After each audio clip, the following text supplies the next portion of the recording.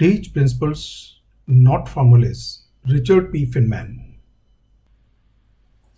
Welcome today in this new topic relative motion.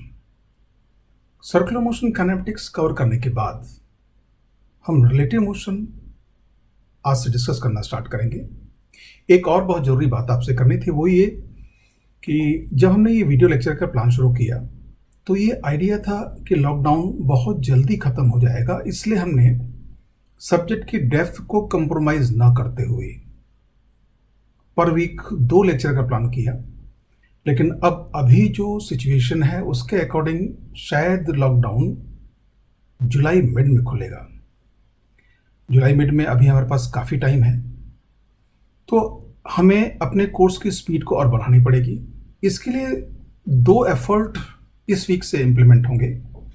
एक आपका problem solving group WhatsApp अलग से बनाएंगे जो कि केवल प्रॉब्लम्स को एड्रेस करेगा। अभी कॉमन ग्रुप में बहुत सारी बातें होती हैं, प्रॉब्लम्स पे ध्यान नहीं जाता, या इंडिविजुअल आप व्हाट्सएप प्रॉब्लम पूछते हैं तो कई बार उधर ध्यान नहीं जाता। लेकिन उस ग्रुप में वो स्पेशली प्रॉब्लम्स के लिए होगा। तो जो आपको होमवर्क मिल रहा है उसको अटेम्प्ट करें रेगुलरली और उसकी प्रॉब्लम्स पूछें और वो प्रॉब्लम्स का सॉल्यूशन टाइमली एड्रेस होगा, पहली बात। और दूसरी, नेक्स्ट वीक से आपका 1 लेक्चर पर वीक और इंक्रीज करने का प्लान चल रहा है। अगर हम 1 लेक्चर पर वीक और इंक्रीज कर लेते हैं और साथ साथ में आपको जो होमवर्क मिल रहा है वो होमवर्क आप रेगुलरली करते रहते हैं, तो हम बहुत आसानी से 11th एंड आते आते सेशन का हम अपना कोर्स पूरा कर लेंगे। एक बात और भी है, वीडियो लेक्चर के थ्रू बहुत ज़्यादा कोर्स आगे बढ़ाने से आपको लॉस होगा, ऐसा मेरा मानना है। क्योंकि इससे आप देख के उतना अच्छा नहीं समझ सकते जितना हम अपनी ऑफलाइन क्लासेस में समझ सकते हैं, कि वहाँ आपका टीचर से बिल्कुल डायरेक्ट इंटरेक्शन रहता है, आपके सारे डाउट वहीं रिजॉल्व होते हैं। तो अभी जो प्लानिंग हम लोग सोच रहे हैं वो ये कि एक optimum amount of syllabus July mid तक हम इनके वीडियो लेक्चर्स के थ्रू कवर कर लें, जिससे हम आगे कंफर्टेबल रहें। अभी हम बहुत ज़्यादा कोर्स कवर करने की कोशिश ना करें, नहीं तो क्या होगा, वो कोर्स उतना डेप्थ में नहीं होगा जितना हम करना चाहते हैं आप लोगों के बैच में जो रिजल्ट प्लान किया है उसके लिए। बस ये है कि जिन टॉपिक्स को हम भी कवर कर रहे हैं, अगर उनको उतनी डेप्थ में जितना होमवर्क आपको दिया जा रहा है उतना अगर आप कर लेते हैं तो आगे का कोर्स आपका बहुत ज़्यादा स्पीड अप होगा। जनरली स्टूडेंट्स इन टॉपिक को जल्दी जल्दी करते हैं, इसमें इतना ग्रेस्प कंसेप्ट क्लियर नहीं करते, तो आगे के टॉपिक चाहे वो न्यूटन्स लॉ हो चाहे वर्क एनर्जी हो उसमें उनको समझने में दिक्कत आती है, इसलिए वहाँ टाइम ज़्यादा लगता है। लेकिन अगर काइनेमेटिक्स आपने बहुत ढंग से इसका एक एक आइडिया बहुत ढंग से कर लिया तो आगे आने वाले चैप्टर्स आपका वहाँ स्पीड बहुत ज़्यादा होगी एंड वी कैन कवर। ये नहीं कि हम वहाँ पे बहुत तेज पढ़ाएंगे, यू विल डिमांड, आप वहाँ बहुत तेज़ी से कवर करोगे। मैं ये चाहता हूँ कि आपके कवर करने की स्पीड ज़्यादा हो और हम उनके उस स्पीड के अकॉर्डिंग आपको इनपुट देते रहें, न कि हम अपनी तरफ से बहुत ज़्यादा इनपुट दें और आप उसको कवर ना कर पाएँ।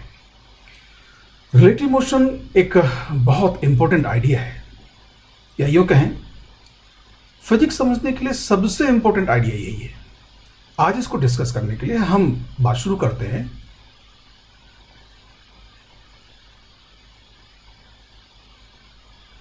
That is first question, why we study relative motion. अब देखिए क्या है, रिलेटिव मोशन क्या होता है, नॉर्मली इसकी भी बात नहीं होती। रिलेटिव मोशन में क्या होता है और उसकी प्रॉब्लम्स आएंगी, उसको हम कैसे सॉल्व करेंगे, वो मेथड लगा के आंसर निकालना नॉर्मली हम उसी की प्रैक्टिस करते हैं। लेकिन अगर आपने रिलेटिव मोशन क्या है और इसको हम क्यों स्टडी कर रहे हैं ये नहीं सीखा, तो उन सिचुएशंस में जिन सिचुएशंस को आपने पहले हैंडल नहीं किया है या उस टाइप की प्रॉब्लम्स को आपने हैंडल नहीं किया है, उस टाइप की प्रॉब्लम में आप समझ ही नहीं पाएंगे कि हमें रिलेटिव मोशन अप्लाई करना है। रिलेटिव मोशन का मतलब ये नहीं कि रिलेटिव मोशन जैसी प्रॉब्लम्स को सॉल्व करना। रिलेटिव मोशन का मेन पर्पस है proper selection of reference frame. हम किस रेफरेंस फ्रेम के सिलेक्शन में इस प्रॉब्लम को एनालाइज करें कि प्रॉब्लम हमारे लिए ज़्यादा इंट्यूटिव हो जाए, ज़्यादा सिंपल हो जाए, that is the main thing to study, to learn in relative motion. हाँ, उस बात तक पहुंचने के लिए हमें बहुत सारी प्रॉब्लम सॉल्व करनी पड़ेंगी। तो आपका दो पर्पस होना चाहिए, दो एम होना चाहिए रिलेटिव मोशन में। एक, जो प्रॉब्लम्स हो रही हैं उनको तो समझना ही है, लेकिन उनको क्यों समझना है? उनको इस वे में समझना है कि आप किसके रेस्पेक्ट में आप चीज़ें कैलकुलेट कर रहे हैं, मतलब वो रेफरेंस फ्रेम। वैसा ही हमने क्यों किया? क्या प्रॉब्लम ने पूछा है इसलिए ऐसा कर लिया? ये तो अभी प्रॉब्लम में पूछा गया, लेकिन जब आपको रिलेटिव मोशन अपने आप अप्लाई करना होगा तो ये नहीं पूछा जाएगा किसके रेस्पेक्ट में आप चीज़ें कैलकुलेट करें, वो आपको डिसाइड करना होगा। और उसमें डिफरेंट रेफरेंस फ्रेम्स में ऑब्जर्वेशंस एंड कैलकुलेशन और एनालिसिस का अमाउंट अलग अलग होता है, कहीं सिंपल होता है, कहीं डिफिकल्ट होता है। तो ये आपको ये स्किल डेवलप करनी है कि we should select the most optimum reference frame. आज दो या तीन लेक्चर में हम रिलेटिव मोशन खत्म करने के बाद सिलेक्शन ऑफ रेफरेंस फ्रेम, जो एक बिल्कुल नई बात है। नई बात में इसलिए कि नई बात तो नहीं, फिजिक्स के लिए बहुत पुरानी बात है, लेकिन आईआईटी कोर्स में नॉर्मली इस टॉपिक को अनटच रखते हैं। एंड यही सबसे इंपॉर्टेंट चीज़ है रिलेटिव मोशन के लिए कि हम रेफरेंस फ्रेम कैसे सेलेक्ट करें, उस बात को सीखें। वो लेंगे रिलेटिव मोशन डिस्कस करने के बाद। अब देखिए, जैसे हमने बिगनिंग में आपको एक डायग्राम दिखाया था, उस डायग्राम को अभी लेंगे, but let us see what the purpose is. Concept of relative motion enables different observers moving with different speed with respect to each other to apply the same laws of physics and reconcile observations of the same phenomena। अब ये statement आपने सुना और पढ़ा भी, लेकिन ये statement क्या मैसेज कन्वे करता है, दैट इज इंपॉर्टेंट। और इसीलिए आपसे मेरी कई बार पहले बात हो चुकी है कि you have to study with your textbook also. And textbooks में इस टाइप के स्टेटमेंट होते हैं, उनको समझना, ये नहीं वो स्टेटमेंट को याद कर लेना। केवल उसमें जो न्यूमेरिकल प्रॉब्लम्स दी उनको कैसे सॉल्व करें, ये फिजिक्स लर्निंग नहीं है। इससे जिस रिजल्ट को हम प्लान कर रहे हैं, टॉप 100, टॉप 50, टॉप 10, वहाँ तक पहुँचना बड़ा मुश्किल होगा। उसके लिए तो आपको हर स्टेटमेंट का मीनिंग समझना होगा। लेट अस सी, ये आपके सामने डायग्राम है। इस डायग्राम में देयर आर ए बोट। अब आपको दो बोट दिखाई दे रहे हैं, but basically there is one boat. अब देखिए, इस बोट पे ये पोल है, इस पोल पर एक आदमी ये सेल्स ठीक करने चढ़ा होगा। And he has a binocular with him, ये बाइनोकुलर, और ये बाइनोकुलर उसके हाथ से गिर गया। और ये बोट, अब ये येलो वेक्टर शो कर रहा है, ये that boat is moving here with some velocity. तो ये बोट की लास्ट से पोजिशन है। अब देखिए, बाइनोकुलर गिरा और यहाँ बोट पे गिरा। जितने टाइम में बाइनोकुलर ऊपर से लेकर नीचे आया, उतने टाइम में बोट यहाँ से यहाँ आ गई।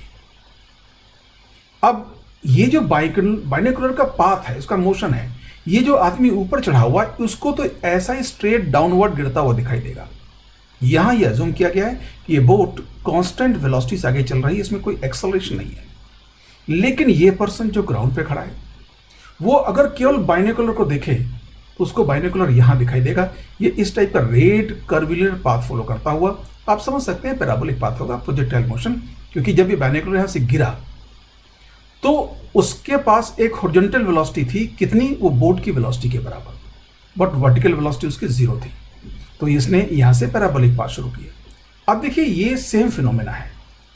एक बहुत सिंपल फिनोमेना डिस्कस किया, एक बाइनोकुलर का गिरना, बट ये दो observer, the man standing here on at the top of the pole and the man standing here on the ground, दोनों को ये फिनोमेना अलग अलग अपीयर हो रही है। अगर मान लीजिए एक बिल्कुल अंधेरा होता, ना तो इस आदमी को ये बोर्ड दिख रही होती, ना ये कुछ दिख रहा होता, बस वो बाइनोकुलर में एक कोई एलईडी लैंप लगा होता, बाइनोकुलर जलता हुआ, चमकता हुआ दिख रहा होता। और इसको तो यहाँ लगता है यहाँ कोई बल्ब है एलईडी, इसको नहीं मालूम बाइनोकुलर है। अचानक इसके यहाँ से बाइनोकुलर गिरा तो ये आदमी बाइनोकुलर का पाथ, वो एलईडी लाइट का ट्रैक ऐसा दिखेगा, और वही आदमी उसी बाइनोकुलर का पाथ ऐसा देखेगा। अब देखिए, एक एक्सपेरिमेंट है and there are 2 different observations.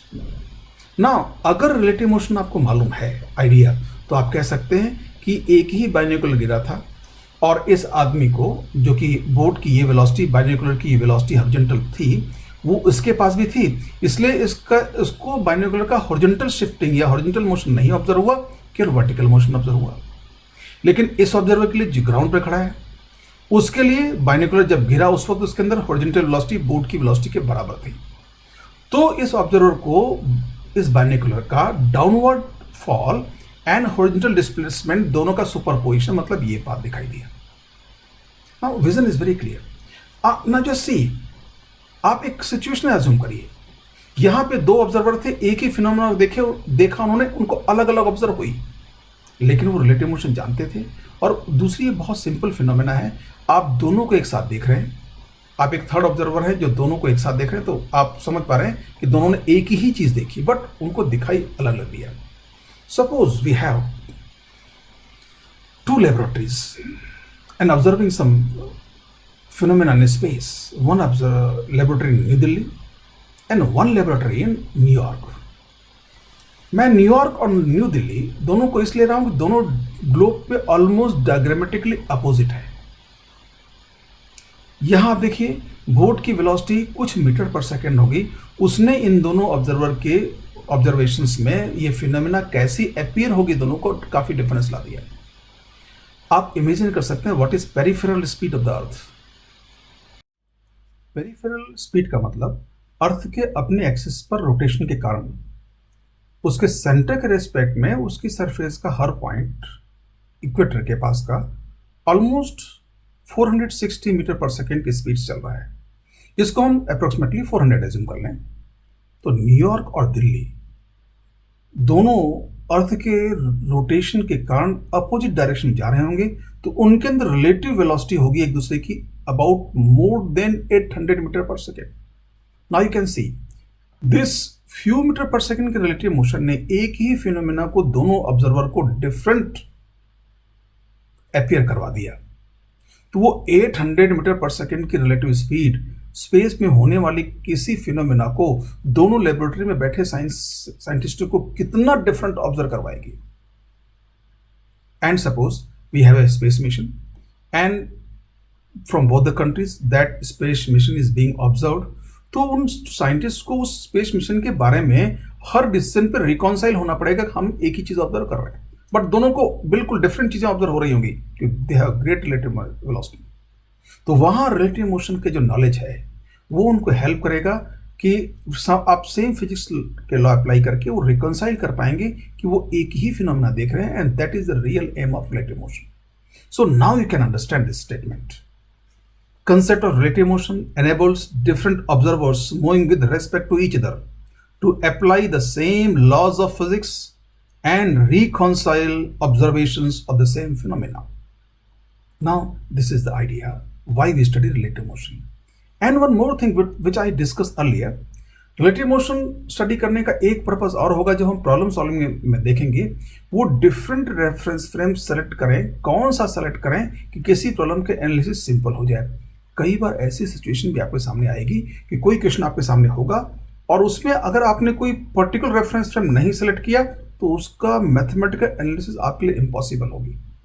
तो और अगर आपने पर्टिकुलर रेफरेंस फ्रेम सेलेक्ट कर लिया तो वही मैथमेटिकल एनालिसिस जो आपको अभी इम्पॉसिबल, मतलब बहुत लंबी दिख रही थी, बहुत घंटों देने के बाद भी ना कंप्लीट होने वाली दिख रही थी, वो with in fractions of second 2-3 minutes में हो जाएगी। तो एक दूसरा एस्पेक्ट भी सीखना है, which reference frame will be the simplest one। अब इसके बाद हम रेफरेंस फ्रेम की बात करें, रिलेटिव मोशन की बात करें, and how we define relative motion. Motion of a body has a relative sense. To analyze motion of a body, say A, an observer have to fix a reference frame to some other body B। अब देखिए ये बड़ा important aspect है कि अगर आपके सामने केवल एक ही ऑब्जेक्ट होता और कुछ नहीं होता और आप भी वही होते, क्योंकि आप अगर अपने अलग मान लिया तो आप अलग ऑब्जेक्ट हो गए, तो आप ये डिसाइड ही नहीं कर पाएंगे कि which that object is moving और नॉट। आप ये सिचुएशन सोच सकते हैं, सपोज आप सी में बहुत अंदर की तरफ एक बोट में हैं और कोई लैंडमास नहीं दिखाई दे रहा है, तो आप पानी को देख के आप ये नहीं कह पाएंगे कि आपकी बोट चल रही है या पानी फ्लो कर रहा है। कई बार आपको ये कंफ्यूजन होगा कि आपकी बोट रुकी हुई है और पानी पीछे की ओर फ्लो कर रहा है। कई बार आपको कंफ्यूजन होगा कि पानी रुका हुआ, आपकी बोट चल रही है, बट आप क्लियरली ये नहीं कह पाएंगे confidently which one is moving. Suppose boat रुकी होती और पानी फ्लो कर रहा होता तो भी आपको ये ऑब्जर्व होता, और बोट चल रही होती, पानी रुका होता तो भी यही ऑब्जर्व होता। तो अब देखिए, आपकी बोट चल रही है नहीं चल रही, उसके लिए अगर आपको सामने कोई लैंड मास दिख जाए, कोई आइलैंड दिख जाए, तो आप कह सकते हैं आपकी बोट चल रही है नहीं चल रही है। तो किसी भी बॉडी का मोशन ऑब्जर्व होने के लिए बहुत जरूरी है कि एक दूसरी बॉडी का होना। इसलिए कहा गया है कि motion of a body has relative sense. Next one, motion of a particle relative to another particle describe how the former one appears moving from a reference frame fixed with the later one। ये relative motion का मतलब है, मतलब किसी body का motion किसी दूसरी body से फिक्स रेफरेंस फ्रेम से कैसा ऑब्जर्व होगा, और इसी को हम बोलेंगे रिलेटिव मोशन। अब इन बातों को, ये तो डेफिनेशंस की बातें थी, थोड़ा और डिटेल में स्टडी करने के लिए हम कुछ एस्पेक्ट्स और लेते हैं, क्योंकि हमें रेफरेंस फ्रेम क्या होता है इस बात को बहुत अच्छी तरह समझना होगा। And what is reference frame and observer. अब देखिए, ये आइडिया आप जानते होंगे, लेकिन अगर आपसे अभी ये कहा जाए कि रेफरेंस फ्रेम क्या होता है तो बताना मुश्किल होगा। तो ये जानना किस काम का। हमें कई बार कहता है एक फेल्स फीलिंग होती है, आई नो, बट जरा आप गहराई सोचिए, क्या आप उस चीज को एग्जैक्टली जानते हैं? एग्जैक्टली जानते हैं तो आप उसको एग्जैक्टली डिफाइन कर पाएंगे, एग्जैक्टली बता पाएंगे। और एग्जैक्टली बता नहीं पा रहे हैं तो ये मत मान के चलें कोई चीज़ आती है। और यही अब सब्जेक्ट पढ़ने में एक बहुत बड़ा हिंड्रेंस है। हम बहुत सारी बातों को मान लेते हैं कि वो हमें आती है, कि एक्चुअली आ नहीं रही होती। अब रेफरेंस फ्रेम का मीनिंग हम आज कंप्लीट करेंगे, और आई एम श्योर कि आप जितना रेफरेंस फ्रेम के बारे में जानते होंगे उसमें कुछ न कुछ ऐड जरूर होगा। For a motion to be observed, there must be a body which is moving, another body related to which motion is to be investigated, and a person who investigates the motion. The person investigation motion is known as observer.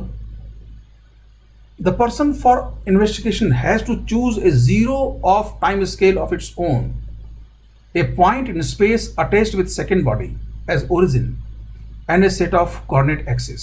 अब देखिए, ये जो इतनी बड़ी बात थी इसको समझिए। पहला, किसी भी बॉडी का मोशन मतलब कोई भी मोशन ऑब्जर्व होने के लिए हमारे सामने एक बॉडी होनी चाहिए जो मूव कर रही है, पहली बात। अब पता नहीं मूव नहीं कर रही उसको डिसाइड करने के लिए हमें एक बॉडी और चाहिए जिसके रेस्पेक्ट में उसका मोशन स्टडी किया जाए। यही मतलब हुआ, for a motion to be observe there must be a body which is moving, another body related to which the motion is to be investigated, and a person who is investigating motion. अब यहां तक का idea हम सबको होता है। जो person motion observe कर रहा है उसको हम ऑब्जर्वर बोलेंगे। सेकेंड बॉडी जिसके रेस्पेक्ट में मोशन स्टडी किया जा रहा है उसको हम रेफरेंस फ्रेम बोल सकते हैं, रेफरेंस बॉडी बोल सकते हैं। अब थोड़ा सा और अगर डिटेल में जाएं तो हम बोल देंगे कि वो जो सेकेंड बॉडी जिसके रेस्पेक्ट में मोशन स्टडी किया जा रहा है उससे हम एक कोऑर्डिनेट सिस्टम अटैच कर दें तो हमारा रेफरेंस फ्रेम हो गया। लेकिन बात यहां पूरी नहीं हुई। अगर आप मोशन, वेलोसिटी, एक्सेलरेशन कुछ भी डिफाइन करें तो क्या आएगा? What is velocity? Rate of change in position vector with respect to time. What is acceleration? Rate of change in velocity vector with respect to time. तो मोशन ऑब्जर्व होने के लिए केवल स्पेस का बदलना ऑब्जर्व हो जाए जरूरी नहीं है, उसके लिए टाइम का मालूम होना भी जरूरी है। इसलिए यहाँ इंपॉर्टेंट बात क्या है? The person for investigation has to choose a zero of time scale of its own. मतलब वो अपना एक टाइम स्केल अज्यूम करेगा कि उसका जीरो टाइम कहां पर है। एंड ऑब्वियस नेक्स्ट बात क्या थी? तो सेकेंड बॉडी से एक कोऑर्डिनेट एक्सिस अज्यूम कर देगा। तो मोशन ऑब्जर्व होने के लिए हमें दो चीजों का होना जरूरी है। क्या? सेकेंड बॉडी जिसके रेस्पेक्ट में मोशन ऑब्जर्व किया जा रहा है उससे फिक्स्ड एक reference frame, coordinate system, and a clock. बिना क्लॉक के मोशन ऑब्जर्व नहीं होगा। या मोशन बेसिकली ठीक है, बिना क्लॉक के क्वालिटेटिवली कह सकते हो, but you have a sense of time. बिना टाइम का सेंस क्या आप ये नहीं कह सकते कि बॉडी चल रही है नहीं चल रही। टाइम का सेंस जरूरी है, but to analyse it accurately we have to measure time also. क्योंकि हमें पोजीशंस मेजर करनी है तो टाइम भी मेजर करना होगा। बिना टाइम मेजर किए आप मोशन को डिस्क्राइब नहीं कर सकते। तो रेफरेंस फ्रेम में दो चीजें होती हैं। The coordinate system and the clock. तो ये जो आइडिया था, clock is also in reference frame. And one very surprising thing, अब देखिए जब रेफरेंस फ्रेम को डिफाइन करते हैं, these two things, the time scale, a clock, and the coordinate system are collectively known as reference frame. यहां observer का नाम नहीं है। अब ओरिजिन को आप ऑब्जर्वर नहीं बोल सकते, ओरिजिन तो रेफरेंस कोऑर्डिनेट सिस्टम का वो पॉइंट है जहां तीनों एक्सिस आके कट कर रही है। नाउ ऑब्जर्वर कहां होगा, वो रेफरेंस फ्रेम में होगा या नहीं होगा, ये मैटर डिपेंड करता है हम which area, which domain of mechanics we are discussing. If you are dealing with Newtonian mechanics, जो हमारा कोर्स है, उसमें ऑब्जर्वर का रेफरेंस फ्रेम से अटैच होना, रेफरेंस फ्रेम में होना, रेफरेंस फ्रेम से बाहर होना, रुका हुआ होना, चल रहा होना डिपेंड नहीं करता। तो न्यूटनियन मैकेनिक्स में जो रेफरेंस फ्रेम है उसमें ऑब्जर्वर नहीं है। बट यही बात अगर रिलेटिविस्टिक मैकेनिक्स की होगी, then observer has to fix at the origin. क्यों? रिलेटिविस्टिक मैकेनिक्स में वेलोसिटीज बहुत ज्यादा होंगी और उन ज्यादा वेलोसिटीज में किसी बॉडी का ऑब्जर्व कर रहे हैं, वहां से आपके पास तक सिग्नल लाइट आए, वो टाइम भी काउंट होगा। और वो टाइम लाइट का बॉडी के पास से आपके पास आना, वो टाइम मेजरमेंट में काउंट होगा। और अगर आप ऑब्जर्वर अलग अलग जगह बैठा है तो उसके लिए ये टाइम अलग अलग होगा। इसलिए, लेकिन न्यूटन मैकेनिक्स में वेलोसिटी इतनी स्लो है कि लाइट का मूविंग बॉडी से आप तक पहुंचना, ये टाइम हमेशा जो टाइम कंसिडर्ड है बॉडी के मोशन के लिए, उसके कंपैरिजन नेग्लिजिबल होगा। तो यहां पर न्यूटन मैकेनिक्स में ऑब्जर्वर की पोजीशन के लिए कोई रिस्ट्रिक्शन नहीं है, he can be anywhere. Let us summarise further. Furthermore, in Newtonian mechanics, it is not necessary that the observer be a part of the reference frame. He may be anywhere, either moving with respect to the selected reference frame or stationary with respect to the selected reference frame. अब देखिए ये बात बड़ी important है। Normally कई books में और कई जगह आपको रिलेटिविस्टिक मैकेनिक्स के रेफरेंस फ्रेम की डेफिनेशन मिल जाएगी कि ऑब्जर्वर ओरिजिन पर ही होना चाहिए। अगर आप ऑब्जर्वर को ओरिजिन पे मान लेते हैं तो न्यूटन मैकेनिक्स के प्रेडिक्शन में कोई फर्क नहीं पड़ता। लेकिन ऑब्जर्वर कहीं भी हो सकता है, ये एक फ्लेक्सिबिलिटी है। ध्यान से सुने, ये एक फ्लेक्सिबिलिटी है। मतलब हो सकता है किसी प्रॉब्लम में हमें यही चीज काम में आ जाए कि हमने ऑब्जर्वर को ओरिजिन नहीं लिया, कहीं और लिया, और उससे हमारा काम सिंपल हो गया। तो जो फ्लेक्सिबिलिटीज होती हैं किसी सब्जेक्ट में, प्रिंसिपल्स में, लॉज में, उन फ्लेक्सिबिलिटीज को बहुत ध्यान दें। वो फ्लेक्सिबिलिटी बेसिकली एक तरह से हमारे लिए फैसिलिटीज होती हैं। और रिलेटिव मोशन में यही फैसिलिटी, रिलेटिविस्टिक मैकेनिक्स में स्पेशल थ्योरी ऑफ रिलेटिविटी, वहां यही फैसिलिटी नहीं होगी। You have to assume origin strictly at the origin, observer strictly at the origin. तो रेफरेंस फ्रेम का आइडिया क्लियर हुआ। रेफरेंस फ्रेम मतलब वो बॉडी जिसके रेस्पेक्ट में मोशन स्टडी किया जा रहा है, उसके किसी पॉइंट से फिक्स्ड एक कोऑर्डिनेट सिस्टम और एक क्लॉक, ये दोनों मिलकर रेफरेंस फ्रेम कहलाएंगे। Further, what we can see, relative position, relative velocity and relative acceleration. अब देखिए तीन बातें हैं, relative position, relative velocity, relative acceleration. इनको हम अब मैथमेटिकली डिफाइन कर लें। Now we can take a diagram here, can say X Y. Simplistically हमने टू डायमेंशनल कोऑर्डिनेट सिस्टम लिया एंड वी आर कंसिडरिंग 2 पॉइंट्स A and B. RA vector is position vector of point A and RB vector is position vector of point B. Now say these are not points, they are two particles and they are moving. Their velocity vectors we have not shown, their acceleration vector we have not shown, only position vector. अब ये कैसे भी move कर रहे हो, इनके position vector में triangle law के हिसाब से रिलेशन होगा and that we can see from this diagram. What is that? RA vector plus RB/A vector is equal to RB vector. And this relation we can write. From the triangle law, what we can write?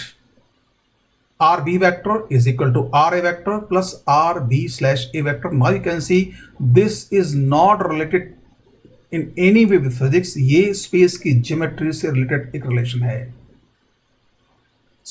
complete geometrical constant है। Now if you differentiate this equation, what we obtain? We obtain some velocity relationship, but before differentiating it, let us specify what RA is. RA vector is position vector of A with respect to frame S. Here, this reference frame we have given name S. What is RB vector? Position vector of B with respect to frame S. And what is RB slash A vector? Position vector of B with respect to S or A. Actually, RA and RB are measured from origin of S, so they are with respect to S, but RB slash A is measured from A, so it is with respect to A. It is relative position of B with respect to, we can interpret it. So अगर आप इसको differentiate करेंगे तो पहली term का जो derivative होगा वो velocity vector of B with respect to S आएगा, RA का derivative velocity vector of A with respect to S आएगा, एंड लास्ट टर्म का derivative relative velocity of B with respect to A आएगा। तो यहां से हमको रिलेटिव वेलोसिटी की डेफिनेशन मिल जाएगी। drb vector by dt is equal to dra vector by dt plus drb slash a vector upon dt. And what we got here? vb vector is equal to va vector plus vb slash a vector. So this relative motion equation is again a purely geometrical constant. ये triangle law से govern होती है, या यूं कहें एक तरह से मैथमेटिक्स का लॉ है। And now we can redefine what they are, जो हमने भी समझा था। V as usual velocity of A with respect to frame S, what is V B vector, velocity of B with respect to frame S, and what is V B slash A, velocity of B with respect to A, because this ये जो position vector जिसको differentiate करके हमें मिला, ये हमने ए से major किया था, इसका टेल ए पे था। अब इसको आगे डिफरेंशिएट कर दें तो obviously what you will find, relation between accelerations, relative acceleration and absolute acceleration. dvb vector by dt is equal to dva vector by dt plus dvb slash a vector by dt. And what it shows, a vector of b plus a of a plus a b slash a vector. And ये आपकी तीनों equation fundamental equation है relative motion को govern करने के लिए। Now in तीनों equation को देख सकते हो, they are purely based on triangle law. So in solving relative motion problem, triangle law has great importance. One more thing you can observe from here. आप A से B और B से ये दोनों वेक्टर को ड्रॉ करें। ये हमने A to B vector draw किया, अगर B to A वेक्टर देखते हैं, उससे पहले हम थोड़ा इसको देख लें। ये definition, this as usual A और B क्या है, acceleration of B with respect to S, what is A B slash acceleration of B with respect to A। Now जो बात चल रही थी वो ए से बी वेक्टर हमने डायग्राम में शो किया है, आर बी स्लैश ए, लेकिन अगर कोई वेक्टर हम बी पार्टिकल से ए की तरफ ड्रॉ करते हैं इस तरह से, रेड कलर में जो शो किया है, ये हम बोलेंगे R of A with respect to B. अब ज्योमेट्री से ये ऑब्वियस है, ये दोनों वेक्टर अपोजिट वेक्टर्स होंगे। अपोजिट मीन्स ये मैग्नीट्यूड में इक्वल होंगे बट डायरेक्शंस में ठीक अपोजिट होंगे। So what I can write, R B slash A is equal to minus of R A slash B. अगर ऐसा है मतलब दो पार्टिकल्स की आपस में रिलेटिव पोजीशंस हमेशा अपोजिट वेक्टर्स होती हैं, तो इसका डेरिवेटिव भी यही फॉलो करेगा। V B slash A is equal to minus of V A slash B. It means दो पार्टिकल्स की रिलेटिव वेलोसिटीज आपस में अपोजिट वेक्टर्स होती हैं। Opposite vector means equal in magnitude and opposite direction. The same thing we can write for acceleration. That is again a very important idea. Sometimes we have to use. It means दो particles की relative position vectors, दो particles के relative velocity vectors and दो particles के relative acceleration vector mutually opposite vectors होंगे। So that was entire mathematics on which relative motion idea will be analyzed. अब यहां से आप दो चीज सोच सकते हैं कि इसको एनालिसिस के मेथड क्या क्या होंगे।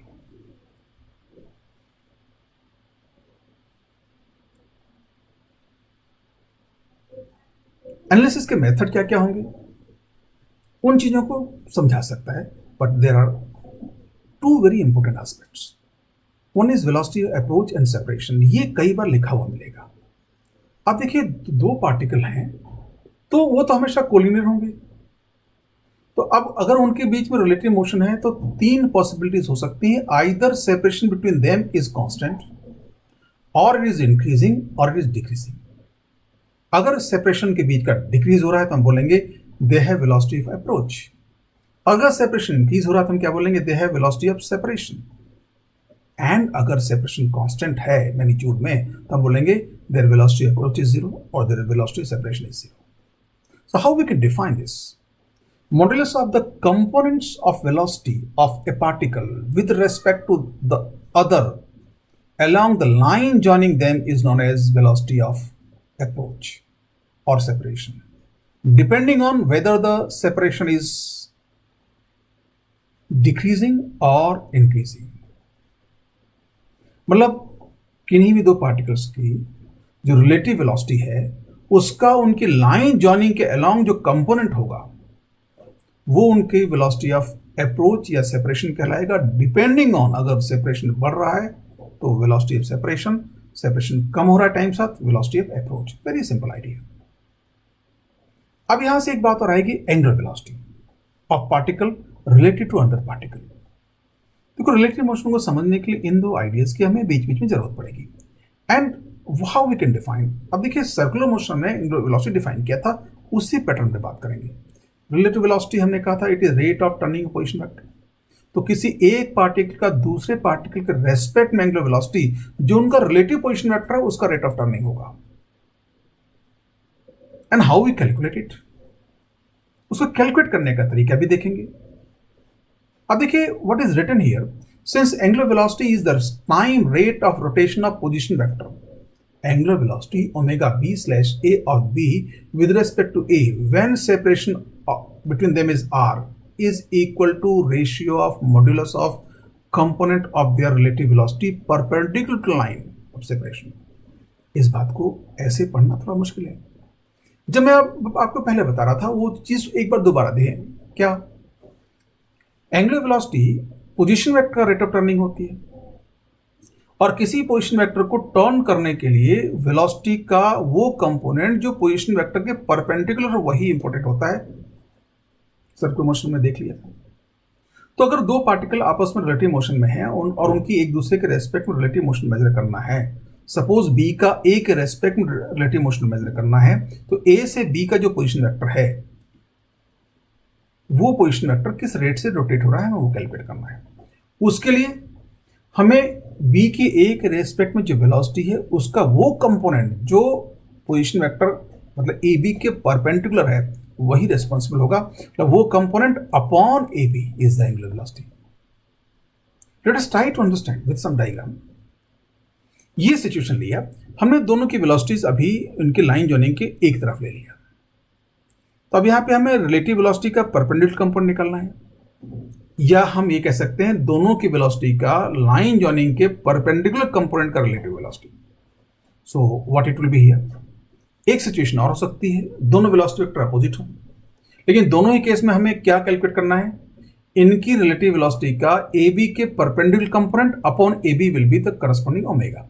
सो in first case omega B slash A will be V B sine theta B minus V A sine theta A upon A B. Why minus, because दोनों के परपेंडिकुलर अगर कंपोनेंट अगर आप देखें तो इसका भी इस डायरेक्शन में होगा और इसका भी इस डायरेक्शन में होगा, तो दोनों के रिलेटिव मोशन के लिए इनको माइनस करेंगे, दोनों सेम डायरेक्शन में, इसलिए हमने यहां ले लिया। लेकिन ये अपोजिट होने से यहां ये प्लस साइन आ जाएगा। You can see omega B slash A is equal to V B sine theta B plus V A sine theta A upon A B. क्यों, इसका ये जो कंपोनेंट है ये इस तरफ होगा, इसका ये कंपोनेंट इधर होगा, तो अब रिलेटिव वेलोसिटी फाइंड करनी है तो वेक्टर अपोजिट डायरेक्शन में माइनस करेंगे तो क्या हो जाएगा, उनका मॉडुलस जुड़ जाएंगे। So that was idea of relative angular velocity. अभी हम इस आइडिया की कैलकुलेशन पे बहुत ज़्यादा कंसंट्रेट नहीं करेंगे, बट कहीं ना कहीं क्वालिटेटिवली समझने की हमें जरूरत पड़ेगी। But what is idea, again velocity of approach and velocity of separation. ये दोनों आइडिया देखें तो कोई बहुत फंडामेंटल नहीं है, ये केवल हमने कुछ चीज़ों को एक नाम दे दिया, and as their name suggest you can develop their method of analysis और method of calculation, we will see later. But जैसे हम बात चल रहे थे कि रिलेटिव मोशन प्रॉब्लम्स को हम एनालाइज करेंगे, उनके मेथड्स क्या होंगे, उसके लिए कुछ बातें और सोचनी होंगी। Equations governing relative motion are based on triangle law. Triangle law पे बेस्ड है, तो ट्राइंगल लॉ बेस्ड है तो ट्राइंगल लॉ को तो हम दो तरह से एनालाइज कर सकते हैं। This equation can be solved either by analytical method, that is using Cartesian components, or by graphical method, that is constructing vector triangle and then employing geometry. अब देखिए, हम वेक्टर्स में सिचुएशंस को दोनों तरीके से सॉल्व करते आए हैं। एक कंपोनेंट्स डाल के वैल्यू निकालने, वो उसको हम बोलेंगे एनालिटिकल मेथड। एक होता है हम वो जो डायग्राम बन रहा है उसको टू द स्केल बना लें। मैं ये नहीं कह रहा हूँ टू द स्केल, एक क्वालिटेटिवली स्केलिंग होनी चाहिए। मैं ये नहीं कहूँगा आप स्केल मेजर करें, उससे बिल्कुल मेजरमेंट के थ्रू बनाएं। रिलेटिव मेजरमेंट होना चाहिए। जैसे अगर कोई वेक्टर 5 यूनिट का है, दूसरा 8 यूनिट का है, तो आपका 8 यूनिट वाला 5 यूनिट से बड़ा दिखाई दे, ये ना कि छोटा दिखाई दे। ऐसा रिलेटिव स्केल लेते हुए आप एक ज्योमेट्रिकल डायग्राम बना लें और उस ज्योमेट्रिकल डायग्राम की ज्योमेट्री यूज करते हुए आप आंसर कैलकुलेट कर सकते हैं। ऐसा हमने वेक्टर्स में कई बार किया था। और अगर आपको ध्यान हो तो वेक्टर में हम इस मेथड को ज्यादा रिलाई कर रहे थे, क्योंकि ये मेथड आपको फिजिकल सिचुएशन को ज्यादा इंट्यूटिवली समझाएगा। कंपोनेंट फाइंड करना, कंपोनेंट्स की वैल्यूज रखना, ये आपको कैलकुलेशंस में ज्यादा इन्वॉल्व करेगा। लेकिन हमें आने दोनों मेथड चाहिए। Now let us see further classification of physical situations of relative motion. देखिए, मेथड ऑफ एनालिसिस मेरे पास हो गया। दो तरह से एनालाइज कर सकते हैं। कैसे? या तो कार्टेशियन कंपोनेंट यूज करके आई के जे कैप के वैल्यूज रख के आप वो इक्वेशन बना के कैलकुलेट कर लें, उसको बोलेंगे एनालिटिकल मेथड। या ट्राइंगल लॉ यूज करते हुए आप एक रिलेटिव स्केल पे एक डायग्राम बना लें, रफ स्केल पर फ्री हैंड स्केचिंग डायग्राम बना लें और उसमें आप ज्योमेट्री आप यूज करें, and that will be I think something more simple. आप इन मेथड्स को अप्लाई करें तो जो सिचुएशंस हमारे पास होंगी रिलेटिव मोशन के इन्वॉल्व करने वाली, वो किस किस टाइप की होंगी, अगर वो हम क्लासिफाई कर लें तो शायद हम ज्यादा अच्छे समझ पाएंगे कहां हमें क्या करना है। Classification of physical situations of relative motion. अब सारी फिजिकल सिचुएशन को हम दो कैटेगरी में डिवाइड करेंगे। First one, non interacting bodies, and second one interacting bodies. अब देखिए, दो बॉडीज के बीच का रिलेटिव मोशन एनालाइज करना है तो हमारे पास दो ही सिचुएशन हो सकती हैं। या तो उन बॉडीज के बीच में आपस में कोई फोर्स लगता ही नहीं, वो आपस में कोई फिजिकल इंटरेक्शन नहीं हो, आपस में म्यूचुअल फोर्स नहीं लगा रही है, या वो आपस में म्यूचुअल फोर्स लगा रही है। पहले हम नॉन इंटरेक्टिंग बॉडीज की बात करेंगे कि नॉन इंटरेक्टिंग बॉडीज की बात करने के लिए हमें कि फिजिक्स के किसी और लॉ की जरूरत नहीं, न तो उनमें कोई एनर्जी का एक्सचेंज हो रहा है, न वो आपस में एक दूसरे फोर्स लगा रही हैं। तो उनका जो रिलेटिव मोशन होगा प्योरली उनकी ज्योमेट्रिकल पोजीशन पर बेस्ड होगा और वो काइनेमेटिक्स से डील किया जा सकता है। First we take this one, and what kind of example we can take. अब देखिए, नॉन इंटरेक्टिंग बॉडीज का मतलब हुआ there is no physical interaction between the bodies. Bodies do not have any physical effect on the motion of each other. मतलब वो एक दूसरे के मोशन को बिल्कुल फिजिकली अफेक्ट नहीं करेंगी। Example we can think, motion of two cars. दो कार चल रही है, उनका रिलेटिव मोशन स्टडी करना है, तो आपस में जब तक उनके एक्सीडेंट ना हो, फोर्स नहीं लगाती, तो हम नहीं चाहते उनके बीच का एक्सीडेंट हो। So motion of two car is again in this category. Rain drops and man. Rain drop जब तक गिर रही है, आदमी से नहीं टकराई, कोई उनके बीच में फोर्स नहीं है, तो वो मोशन। दो आदमी चल रहे हैं, उनका रिलेटिव मोशन। तो इस तरह एटसेट्रा, इस तरह से आप सिचुएशन को देख के समझ जाएंगे कि ये वो सिचुएशन है जिनमें बॉडीज आपस में एक दूसरे पर कोई मोशन के दौरान, जो मोशन में स्टडी करना उस ड्यूरेशन में उनके बीच में कोई फोर्स नहीं लग रहा है। Interacting bodies, there is physical interaction between the bodies. मतलब बॉडीज के बीच में फिजिकल इंटरेक्शन होगा, वो आपस में फोर्स लगाएंगी, उनके बीच में एनर्जी एक्सचेंज होगा और वो एक दूसरे का इस तरह से मोशन फिजिकली अफेक्ट करेंगी। मतलब कोई बॉडी अगर आपस में दूसरी बॉडी से फोर्स लग रहा है तो वो अपने आप अपनी मर्जी से नहीं चल सकती, क्योंकि दूसरी बॉडी का फोर्स भी उसके मोशन को गवर्न करेगा, चेंज करेगा। Bodies have physical effects on the motion of each other. अब देखिए, ये कैटेगरी एनालाइज करने के लिए थोड़ा सा ज्यादा अंडरस्टैंडिंग की जरूरत है। एट फर्स्ट साइड हमें लग रहा है इसमें हमें न्यूटन्स लॉ आना चाहिए। बिना न्यूटन्स लॉ के हम फोर्स का इफेक्ट नहीं कैलकुलेट कर पाएंगे और उन दोनों के बीच का फोर्स मालूम होना चाहिए। बट स्टिल इसमें एक कैटेगरी ऐसी आएगी जिसमें हमें न्यूटन्स लॉ की जरूरत नहीं पड़ेगी और वो कैटेगरी हम काइनेमेटिक्स में स्टडी करेंगे। There is one more category जिसमें न्यूटन्स लॉ की जरूरत पड़ेगी, वो हम न्यूटन्स लॉ में स्टडी करेंगे। बट ये बात श्योर है कि नॉन इंटरेक्टिंग और इंटरेक्टिंग बॉडीज दोनों को मिलाएं तो नॉन इंटरेक्टिंग बॉडीज का relative motion is simplest to study, so will discuss it first. Example interacting bodies के क्या क्या होंगे? Passenger on train, boat in river, aircraft and wind etcetera. अब पैसेंजर ऑन ट्रेन, मैं पैसेंजर उसकी बात नहीं कर रहा हूं जिसने टिकट ले रखा, रेलवे का पैसेंजर नहीं, फिजिक्स का पैसेंजर अलग अलग होता है। रेलवे के हिसाब से पैसेंजर तो जिसने टिकट ले लिया वो पैसेंजर हो गया, बट फिजिक्स के हिसाब से आपके पास टिकट है या नहीं, अगर आप ट्रेन में हैं तो आप पैसेंजर हैं, ट्रेन से बाहर हैं तो पैसेंजर नहीं है। तो आप देखिए, अगर पैसेंजर ट्रेन में है तो ट्रेन आप जब चलेगी तो पैसेंजर को अपने साथ ले जाएगी, खींचेगी उसको, तो फोर्स लगाएगी ना। बोट इन रिवर, रिवर पानी फ्लो होगा तो बोट पे फोर्स लगाएगा। Aircraft and wind, wind aircraft पर अपना फोर्स लगाएगी। तो इन टाइप की सिचुएशंस को एनालाइज करने के लिए हम एक दिन रुकेंगे, पहले नॉन रिएक्टिंग बॉडीज में, नॉन इंटरेक्टिंग बॉडीज में रिलेटिव मोशन के आइडियाज कैसे अप्लाई करते हैं, इनको समझ लें तो इनको समझना आसान होगा। तो आज हम बात करेंगे नॉन इंटरेक्टिंग बॉडीज के रिलेटिव मोशन को कैसे स्टडी करेंगे। और एक और important idea, relative motion of non interacting particles, चाहे नॉन इंटरेक्टिंग पार्टिकल्स हो चाहे इंटरेक्टिंग पार्टिकल्स, इनका रिलेटिव मोशन स्टडी करने के लिए जो हम मेथड डेवलप करेंगे वो मेथड जनरल होंगी, उनकी मैथमेटिक्स चाहे इंटरेक्टिंग हो चाहे नॉन इंटरेक्टिंग दोनों में एक जैसी लगेगी। तो आप उस मैथमेटिक्स को की जो एल्गोरिथम है उसको समझने की कोशिश करें। Relative motion between non interacting particles can be dealt only with geometrical consideration of the following equations. Which equation? VB is equal to VA plus VB/A and AB is equal to A of A plus AB/A।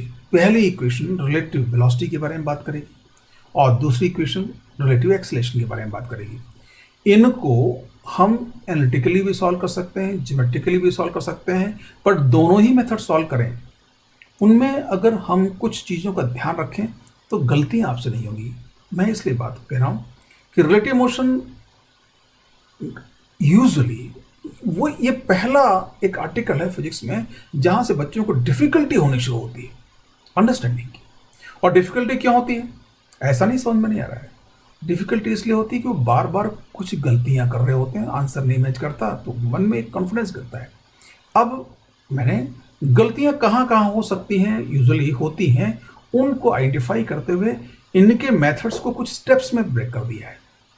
अब आपसे कहूंगा कि method जो भी apply करना उसकी steps follow करें। आप देखें, अगर आपने स्टेप्स फॉलो किए तो आपसे गलती होगी नहीं। और मैं फिर कह रहा हूं, अगर आपसे कोई भी क्वेश्चन अगर गलत होगा तो I can say with guarantee you have committed mistake in step 1 और स्टेप 3। अब देखिए, अब दोनों स्टेप 1 और स्टेप 3 अगर आप देखेंगे तो अभी लेकिन अरे ये तो बहुत सिंपल है, इनको तो क्यों सर बोल रहे हैं। एक्चुअली हम जहां केयरलेस होते हैं गलतियां वही होती हैं। और एक्चुअली लेट अस सी, हम इसको देखें तो समझ पाएंगे। Important steps in solving a problem. Graphical method मतलब जिसमें हम ट्राइंगल लॉ यूज करके ज्योमेट्री बनाएंगे। Why we call graphical? हम ग्राफ नहीं प्लॉट कर रहे हैं। ग्राफ का मतलब होता है any diagram drawn to a scale. तो वेक्टर की डेफिनेशन ही है a directed line segment drawn to a scale. तो ऐसा कोई भी डायग्राम हम स्केल से ड्रॉ करें उसको फोटोग्राफ बोलते हैं। यू कैन सी, उसको ग्राफ बोल सकते हैं। जैसे कैमरे से हमारा फोटो निकलता है उसको फोटोग्राफ बोलते हैं, कार्टून नहीं बोलते, क्योंकि हमारे फेस की हर एक डिटेल सेम प्रोपोर्शन में होती है। तो ग्राफिकल मेथड नाम इसलिए दिया गया कि यहाँ पे हमको टू द स्केल एक फ्री हैंड स्केचिंग डायग्राम बनाना है। Step 1, what is step 1? Representation of quantities. What is that? Show all the quantities given and asked with the directed line segments. मतलब आप जो भी क्वांटिटीज आपको दी हुई हैं यूज करने के लिए या पूछा गया है कैलकुलेट करने के लिए, उनको रेस्पेक्टिव छोटे छोटे वेक्टर से शो कर दें, उनकी डायरेक्शन का ध्यान रखते हुए कौन किस तरफ है। इसका ये स्टेप आप समझ लें, ये आप तभी कर पाएंगे जब आपने प्रॉब्लम्स को कंप्लीटली समझ लिया है। That is very important. और गलती यही होती है, आप इसमें किसी भी एक की डायरेक्शन आपने मन में गलत अज्यूम कर ली, सोच ली, और वहीं गलती होगी। तो सबसे ज़्यादा ध्यान देने वाली स्टेप ये है। Step 2, right relevant vector equation. ये कोई मुश्किल काम नहीं है। अब या तो वेलोसिटी वाली इक्वेशन आएगी या एक्सेलरेशन वाली आएगी, जैसा पूछा वो इक्वेशन लिख देंगे। And third step, diagram of the vector equation. What? Strictly use triangle law. मतलब आपको डायग्राम नहीं बनाना, आपको ये वेक्टर इक्वेशन लिखी है यहाँ पे, उस इक्वेशन का ट्राइंगल लॉ यूज करते हुए डायग्राम बनाना है। ये दूसरी सबसे बड़ी गलती होती है रिलेटिव मोशन, या रिलेटिव मोशन को कंफ्यूजन क्रिएट करने का सबसे बड़ी जगह ये है। हम एक डायग्राम अपने हिसाब से बनाने लगते हैं, जबकि वहां डायग्राम कौन सा बनाना है? ट्राइंगल लॉ के अकॉर्डिंग फॉलो करते हुए। तो इस बात का ध्यान दें। So it means for us the first step and third step has to be taken utmost care.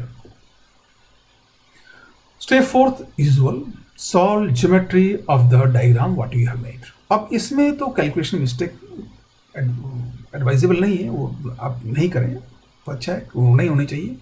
तो ये फर्स्ट स्टेप और थर्ड स्टेप, इसी पे आप कंसंट्रेट करना है। और मैं आपसे आज फिर कह रहा हूँ कि अगर रिलेटिव मोशन की आप कोई प्रॉब्लम नहीं सॉल्व कर पा रहे हैं, स्पेशली नॉन इंटरेक्टिंग बॉडीज की, तो या तो आपने फर्स्ट स्टेप में गलती की है, या फर्स्ट स्टेप में किसी क्वांटिटी को आप आइडेंटिफाई नहीं कर पा रहे हैं, उसका वेक्टर नहीं ड्रॉ कर पा रहे हैं, या उतना भी कर लिया तो आप इक्वेशन लिखने के बाद उसका आपने अपने मन से कोई डायग्राम, कोई वेक्टर कहीं जोड़ दिया, ट्राइंगल लॉ के अकॉर्डिंग डायग्राम नहीं बनाया। खैर ये तो बात थी ग्राफिकल मेथड की। इस तरह से हम एनालिटिकल मेथड में स्टेप्स कर सकते हैं। स्टेप 1 यही होगा, रिप्रेजेंटेशन ऑफ क्वांटिटीज। कैसी? Express all the quantities given और and asked in terms of Cartesian components. अब जो क्वांटिटीज हैं उनको उनके कार्टेशियन कंपोनेंट में ब्रेक करके एक्सप्रेस कर लें। Vector equation second step, right relevant vector equation.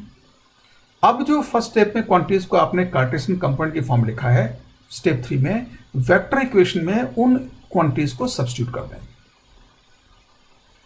मतलब इसको बोलेंगे एनालिटिकल सॉल्यूशन। अब उसके बाद उसको सॉल्व कर लें, you'll find आंसर। तो जब एनालिटिकल मेथड यूज करते हैं तो ये only 3 steps. But above all what is more important, first step in दोनों में बहुत इंपॉर्टेंट है। दोनों एक ही है, पहले में उसको आपको ज्योमेट्रिकली रिप्रेजेंट करना है और दूसरे में उसको कंपाउंड फॉर्म लेना है।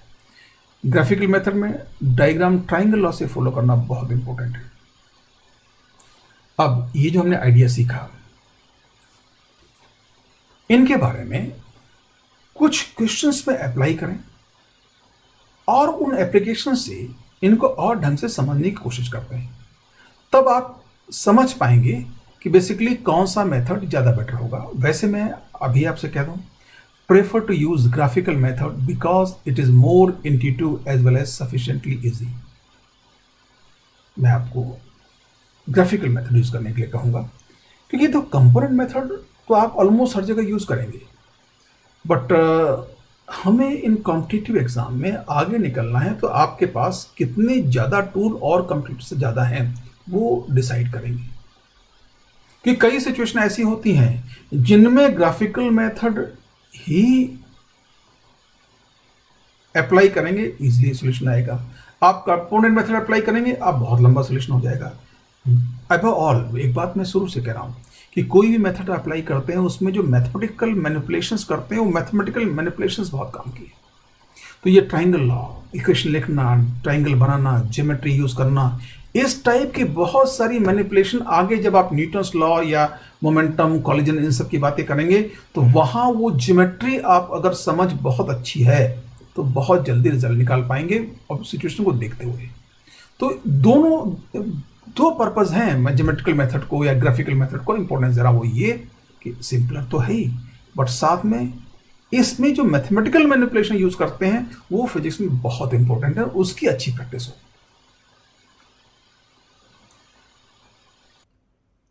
एग्जाम्पल 1,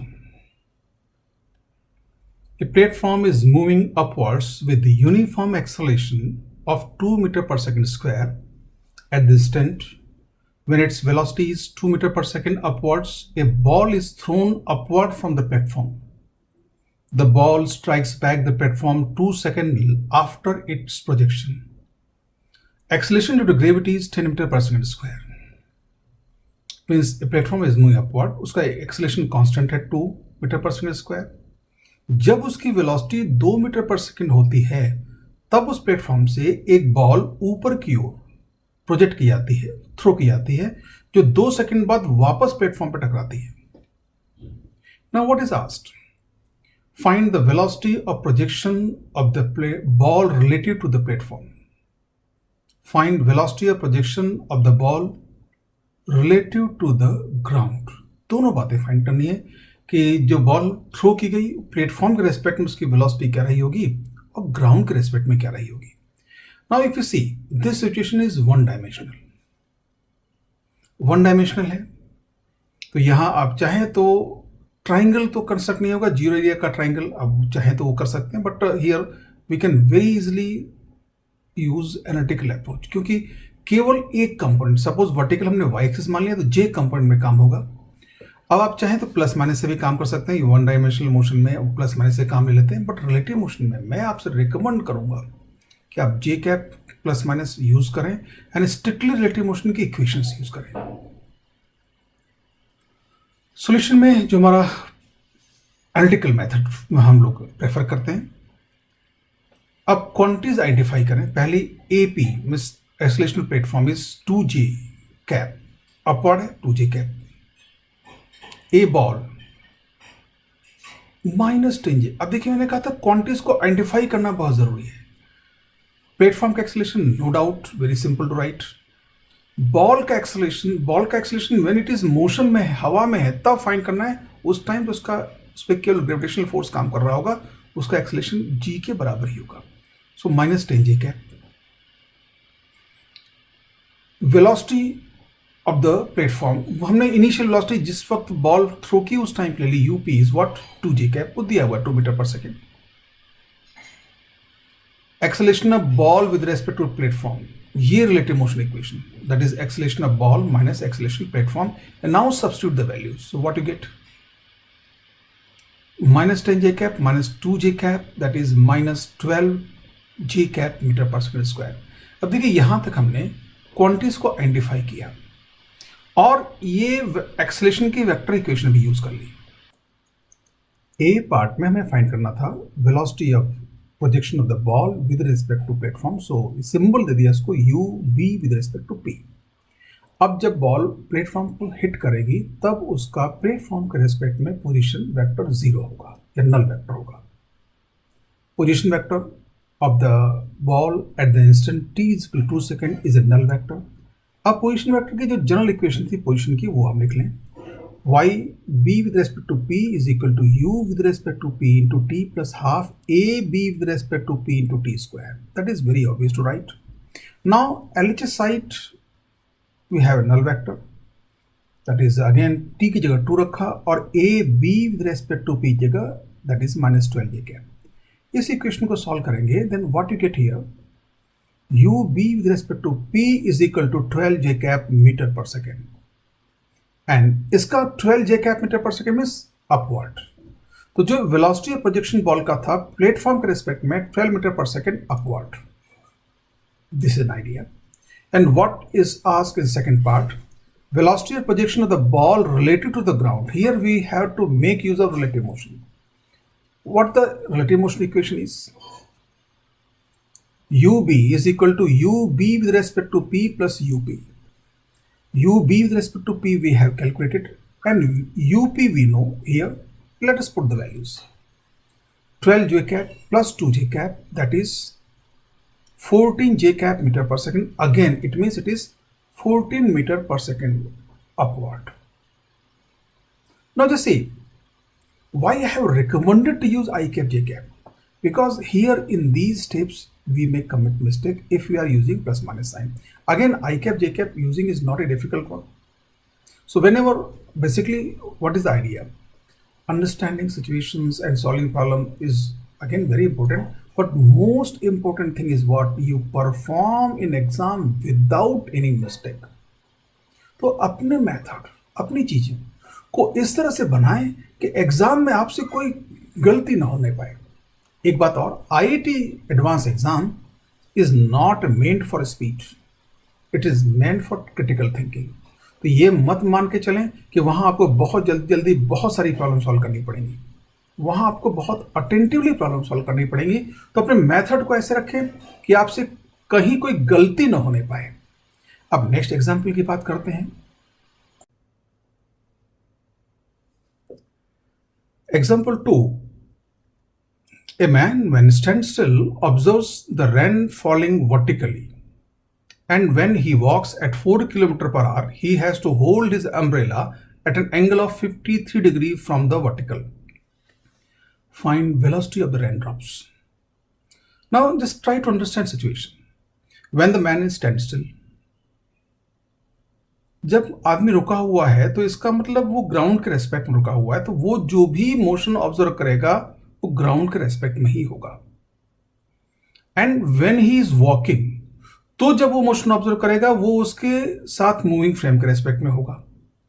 अब वो ग्राउंड के फ्रेम के रेस्पेक्ट में मोशन से अलग होगा। तो इन चीजों को समझना जरूरी है। अब ये बातें हमें क्वांटिटीज को आइडेंटिफिकेशन करने में काम आएंगी। And what you to find here, find the velocity of raindrops. So here let us use the graphical method and step by step. What is first step? Identify the quantity and represent them with directed line segment. Step 1, representation of quantities, मतलब हमें quantities को छोटे छोटे vectors की form में represent करना है। ये वेक्टर हम केवल उनकी डायरेक्शन शो करने के लिए रिप्रेजेंट कर रहे हैं, लेंथ शो करने के लिए नहीं। Stand still man observes velocity of raindrops relative to the ground. तो ये वर्टिकली डाउनवर्ड, तो वी जो इस टाइम जो मैन के रेस्पेक्ट में वेलोसिटी है वो ग्राउंड के रेस्पेक्ट में ही, तो उसको हम वी रैन बोल दिया ग्राउंड रेस्पेक्ट में, एंड इसकी डायरेक्शन डाउनवर्ड। तो ये एरो डायरेक्शन शो कर रहा है। Next one, velocity of the man VM, हमने उसको राइट वर्ड ले लिया, इसकी वैल्यू के अकॉर्डिंग इसको छोटा बड़ा कर देंगे, बट ये एरो अभी केवल डायरेक्शन रिप्रेजेंट करने के लिए शो कर रहे हैं। Umbrella is held against the velocity of raindrop relative to the man. अब ये एक इंपॉर्टेंट आइडिया है, क्योंकि हम अम्ब्रेला से मैक्सिमम या ऑप्टिमम प्रोटेक्शन के लिए जिस डायरेक्शन से रेनड्रॉप्स आती हुई महसूस होती है रिलेटिव वेलोसिटी, उसके ठीक अपोजिट इस तरह से पकड़ते हैं। तो ये velocity of rain with respect to man के अपोजिट हमने अम्ब्रेला पकड़ा। तो अम्ब्रेला का एंगल वर्टिकल से इधर से 53 होगा, क्योंकि ये एंगल 53 है, या हॉरिजॉन्टल से 37। तो ये 53 का मतलब ये हुआ। Now step 2, relevant vector equation. So what we can write here, VR vector is equal to V man vector plus VR oblique man vector. Now we have to make diagram of this equation using triangle law. So what we do, we first draw the V man vector, then V man vector के tip पर VR oblique man vector का tell show करेंगे। So in this way, step 3, diagram of the vector equation, VM vector, then VR with respect to man vector, ये यहाँ शुरू होगा। इसकी length unknown है, कहीं तक भी जा सकती है क्योंकि लेंथ डिसाइड नहीं है। एंड जो रिजल्टेंट VR होगा ये इसकी टेल से स्टार्ट होगा, you can recall the triangle law, and vertical downward जाएगा। अब एक्चुअली ये लाइन हम ऐसे लाइन ड्रॉ करते हैं, लाइन ऐसे ड्रॉ करती है, वो जो लाइन जहाँ कट करती है वहाँ कॉमन सोल्यूशन होता, तो VR ऑब्लिक पेन यहाँ से यहाँ तक होता और VR यहाँ से यहाँ तक। Now with this triangle, right angle triangle, you can straightforward write what will be VR. This angle will be 37. So VR will be what? We can write either VM tan 37 or VR oblique M sin 37. But what is given? VM is given. So what we should use? Step 4, geometry. VR is equal to VM tan 37 degree. And VM is 4, tan 37 is 3 by 4, and that is what? 3 km per hour. And vertically downward, this direction is apparent from here. Now just see how simple is this geometrical method. इसमें भी देखो जो सबसे important बात क्या थी, इन quantities को correctly identify करना, देन इक्वेशन लिखने के बाद इक्वेशन का ट्राइंगल लॉ से डायग्राम बनाना, उसके बाद ज्योमेट्री एक्सप्लॉइट करना बहुत मुश्किल काम नहीं है। So you have to concentrate. सबसे ज़्यादा ध्यान दें आप स्टेप नंबर 1 और स्टेप नंबर 3 पर। Step number 2 and step number 4 are mechanical, you can do it. Let us come example 3। A man running on a horizontal straight track with 6 km per hour finds the rain falling vertically. He doubles his speed and finds the raindrops are striking his face at an angle of 30 degrees from the vertical. Find velocity of the rain. Now see, in first case, the man is also running. In second case, the man is also running. So here we have two cases of relative motion. In first case, its velocity is 6 km per hour. And in next case, its velocity is double in the same direction. Now let us try to follow the steps. पहला step हमारा solution का जो as well था, जो quantities हमको दी हुई है या जो पूछी गई है उनको आइडेंटिफाई करना और उनको हम छोटे छोटे वेक्टर्स से रिप्रेजेंट कर देंगे. यहां वेक्टर हम केवल उनकी डायरेक्शन शो करने के लिए बनाएंगे.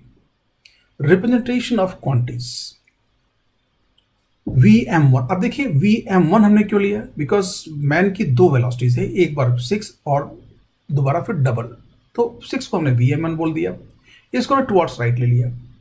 Vm2 भी टुवर्ड्स राइट होगा, डबल कर दिया उसने. अब देखिए यहाँ ये एरो हम केवल डायरेक्शन के लिए शो कर रहे हैं. जब हम ट्राइंगल कंस्ट्रक्ट करेंगे तब इनकी रिलेटिव लेंथ को डबल लेंगे. पहले केस में Vrm1 क्या था, when he is running with 6 kilometre per hour find the rain falling vertically. तो V of the rain with respect to man first case में वर्टिकली डाउनवर्ड था, एंड सेकंड केस में उसके फेस पर vertical 30, मतलब अब इधर दौड़ा फेस इधर होगा, वर्टिकली तो इधर से ऐसे 30 एंगल बनता हुआ.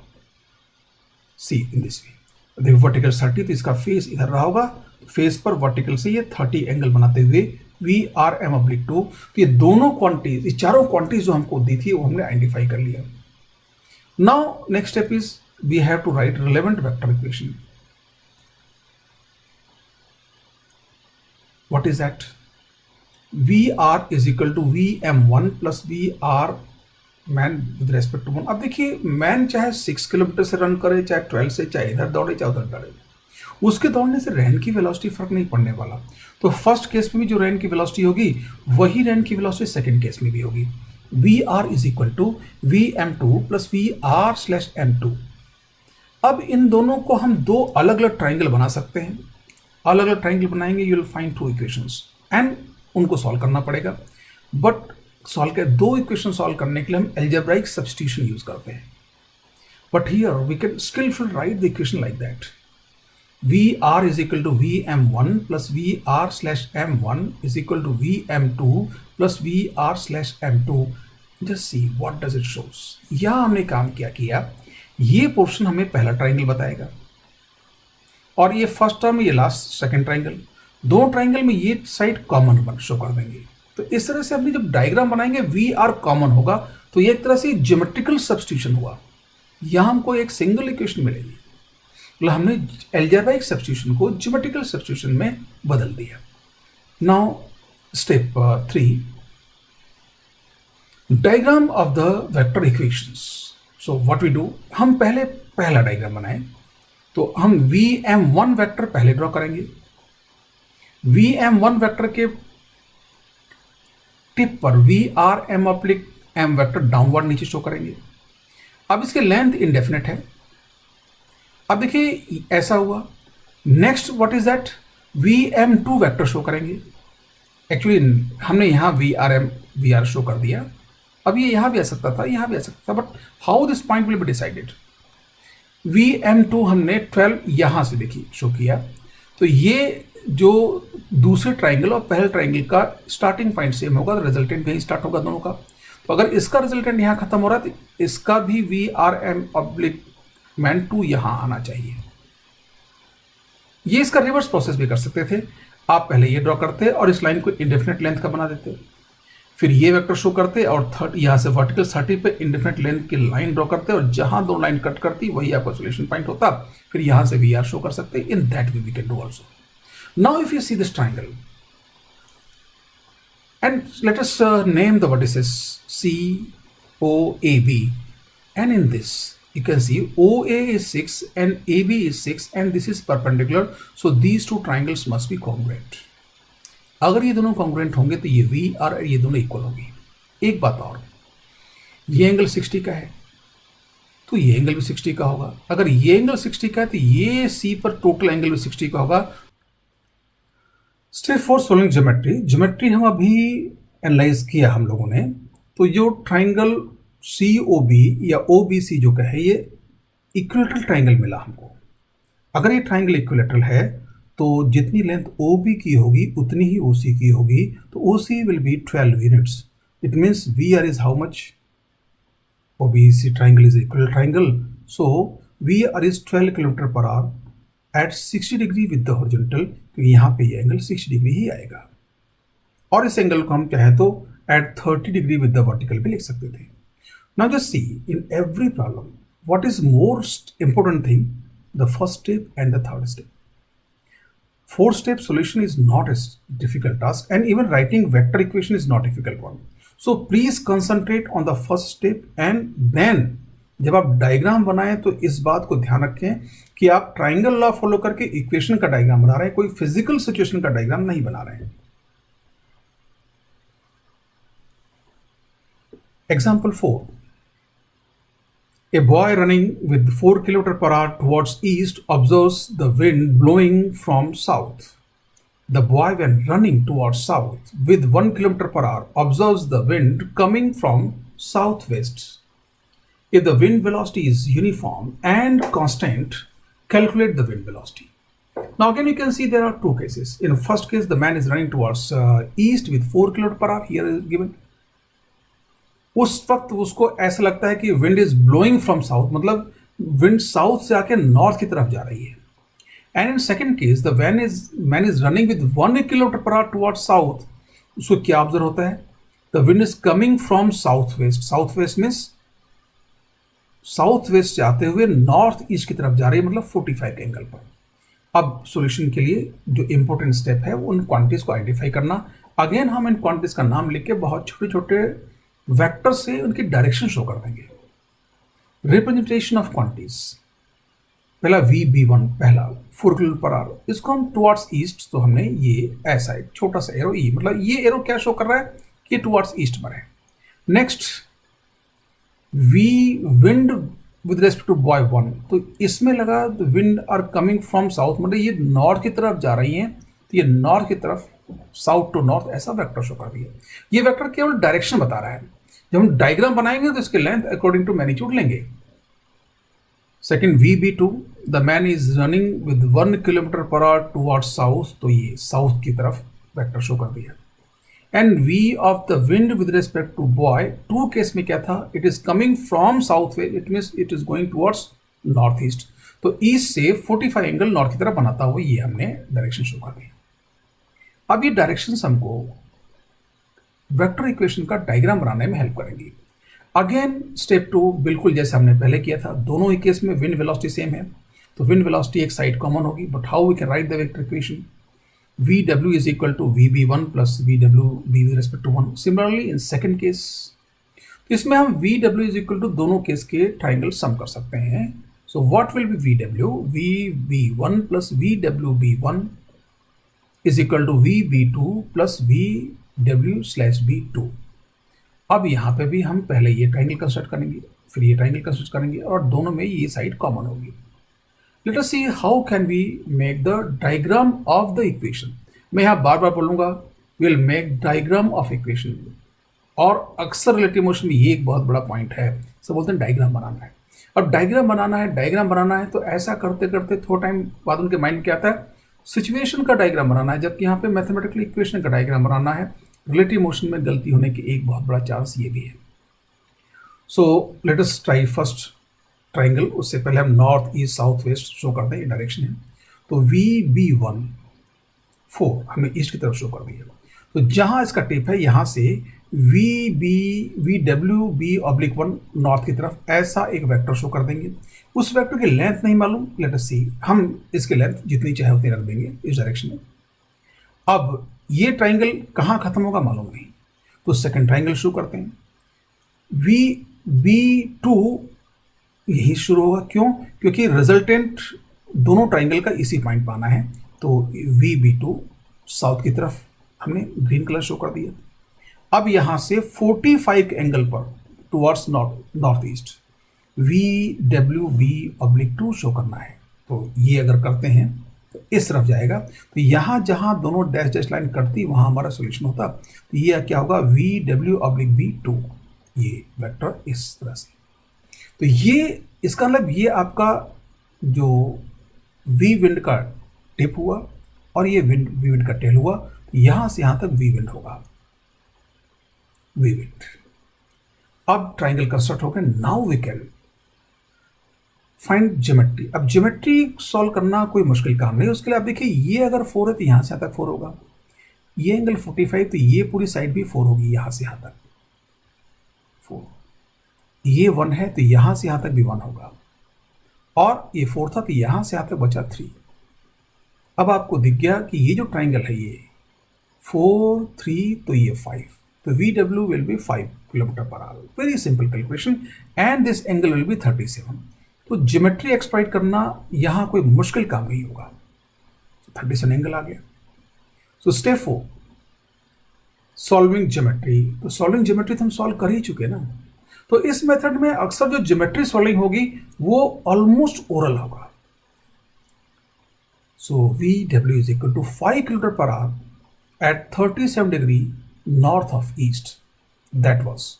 Now again, what I recommend you, when you are revising the problem, where I am stressing, मैं आपको बार बार स्ट्रेस कर रहा हूँ, step 1, step 3, step 1, step 3। Step 1 में डायग्राम्स को, क्वांटिटीज को आइडेंटिफाई करिए, उसको रिप्रेजेंट करिए। स्टेप 3, ध्यान रहे आप डायग्राम नहीं बना रहे हैं, आप इक्वेशन का डायग्राम बना रहे हैं और ट्राइंगल लॉ फॉलो करते हुए डायग्राम बनाना है। तो दिमाग में हमेशा ट्राइंगल लॉ रखें। आप, मैं कह रहा हूँ, आप इतने एग्जाम्पल जो हम क्लास में ले रहे हैं इसमें ही सारी चीज़ें समझ जाएंगे, और जो आज का होमवर्क होगा उसके बाद आपको डाउट नहीं आएंगे। एग्जाम्पल 5, अब थोड़ा सा हम सिचुएशन को और एलेबोरेट करते हैं, थोड़ा सा इन्वॉल्वमेंट बढ़ाएं आपका। What is situation? A hockey player P is running towards east with 1 meter per second. His teammate Q is running towards south. When Q passes a point 8 meter away in front of P, player P hits the ball with a speed of 5 meter per second with respect to himself. The player Q receives the ball 2 seconds after A hits it. Find direction in which P hits the ball. Say here, P hits the ball, so here is a misprint, here should be P. A hockey player P is running towards east. एक hockey player है जो east की तरफ 1 metre पर second जा रहा है। His teammate B, his teammate Q, जो उसका टीममेट Q वो साउथ की तरफ दौड़ रहा है सीधे, मतलब P इधर जा रहा है बॉल लेके और Q इधर आ रहा है। When Q passes a point 8 metre in front of P, मतलब P के ठीक सामने 8 मीटर डिस्टेंस को जब Q क्रॉस करता है उस वक्त P Q को पास देगा। P hits the ball with a speed of 5 metre पर second with respect to himself। और जो 5 मीटर वेलोसिटी है वो P के रेस्पेक्ट में है, तो जो बॉल की ग्राउंड के रेस्पेक्ट में बॉल किधर जाएगी वो कंबाइन होकर मिलेगा क्या, P की वेलोसिटी और बॉल की P के रेस्पेक्ट में वेलोसिटी से। अब ये जो बॉल यहाँ से Q ने इधर हिट किया, बॉल इधर गई, P ने इधर हिट किया और Q इधर कहीं है, दोनों यहाँ मिले, और जब P Q को बॉल मिली तो वो हिट करने के 2 सेकेंड बाद ये इंफॉर्मेशन दिया हुआ है। And what you to find, assume that all the ball moves horizontally along the ground.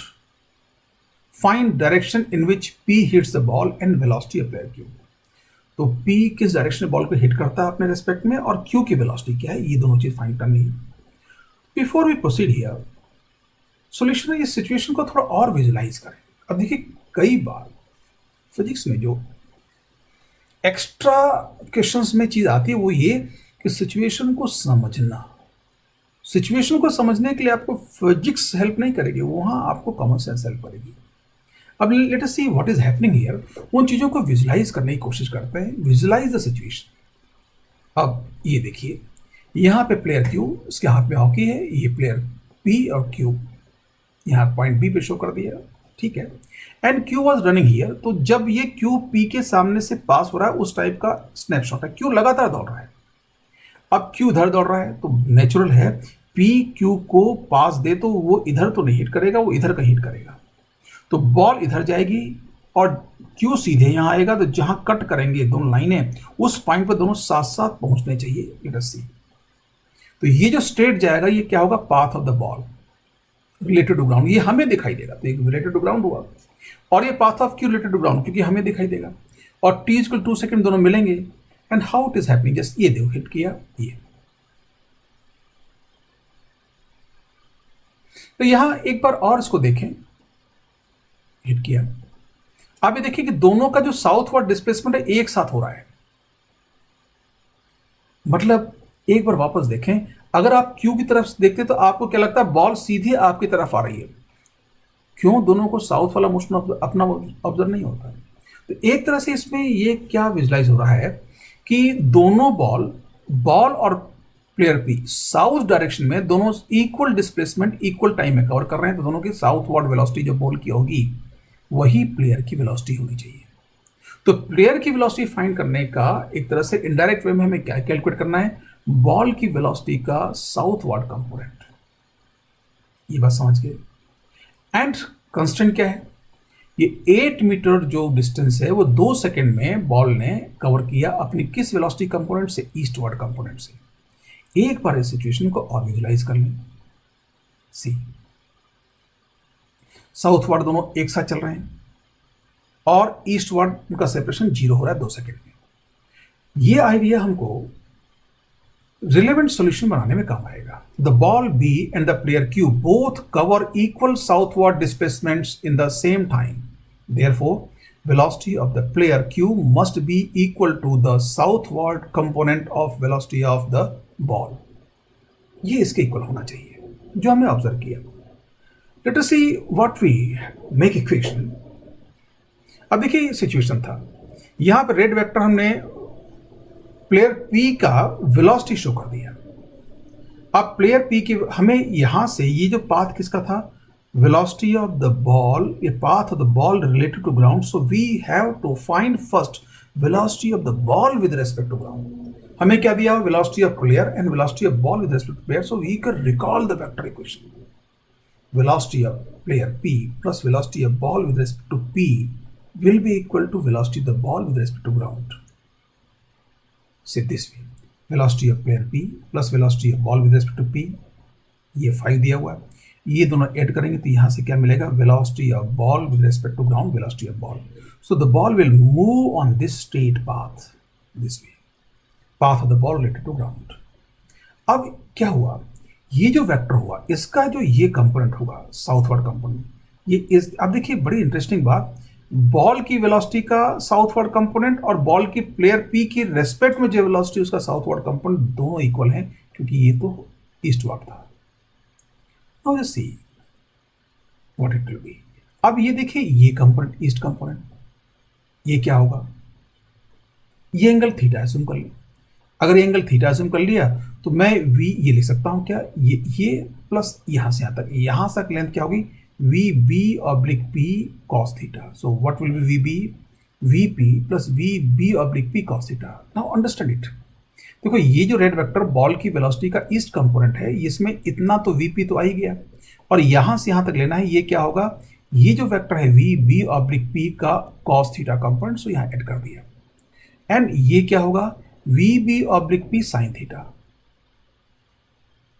ये वी बी का साउथ कंपोनेंट है, so it should be V B oblique P sine theta, and वही VP के equal होगा। The ball follows the shown path related to ground and Q receives it at t equal to, ये 2 second पर यहाँ receive करेगा।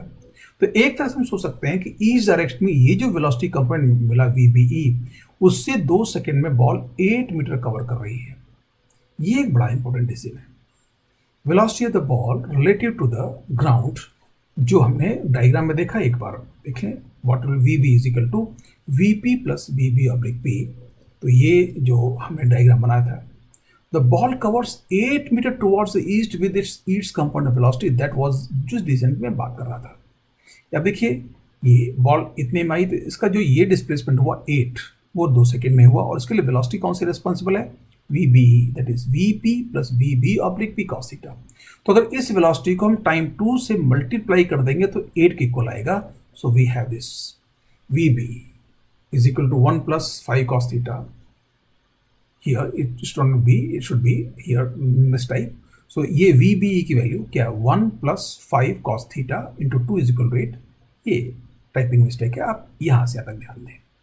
ये क्या है, वी पी 1 दिया हुआ था, वी बी ऑब्लिक पी 5 दिया था, और cos थीटा तो 1+5 cos theta into time 2 is equal to 8। इस इक्वेशन देखें तो केवल cos थीटा अननोन है, that you can find very easily. cos theta is equal to 3/5। if cos theta is 3/5, this means theta is how much? 53 degree.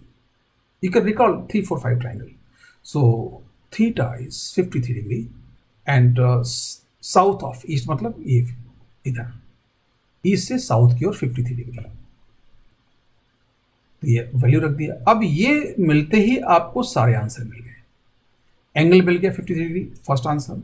And हमें ये convert चाहिए, क्या होगा, 5 sin 53 VBS is equal to VP, और ये 4 होगा क्योंकि ट्राइंगल 3, 4, 5 का होगा। ये कितना है, ये पूरा बेसिकली क्या हुआ, ये 4, ये क्या हुआ 5, तो ये बचा 3।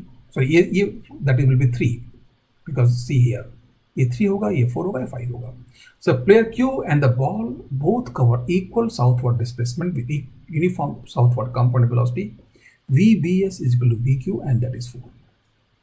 So both the answer we have calculated, angle and this. Now you see, important चीज क्या था कि ये जो कैलकुलेशन जो आप समझ पाए, उसके लिए सबसे इंपॉर्टेंट बात थी क्या, जो विजुलाइजेशन हमने लिया उसको समझना।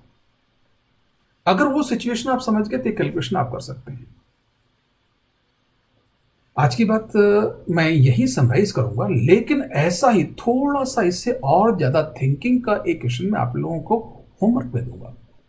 होमवर्क क्लास नोट से बिगनर बॉक्स भी रहेगा, लेकिन एक एडिशनल होमवर्क होगा, वो क्वेश्चन यहाँ आप पढ़ेंगे एंड उसमें जो विजुलाइजेशन करना है, जो कौन सी चीज कहाँ कैसे जाएगी, वो मैं आपको समझा दूंगा। कैलकुलेशन आपको कैरी ऑन करनी है, ध्यान रहे। प्रॉब्लम इससे थोड़ा सा ज्यादा हायर ऑर्डर की होगी।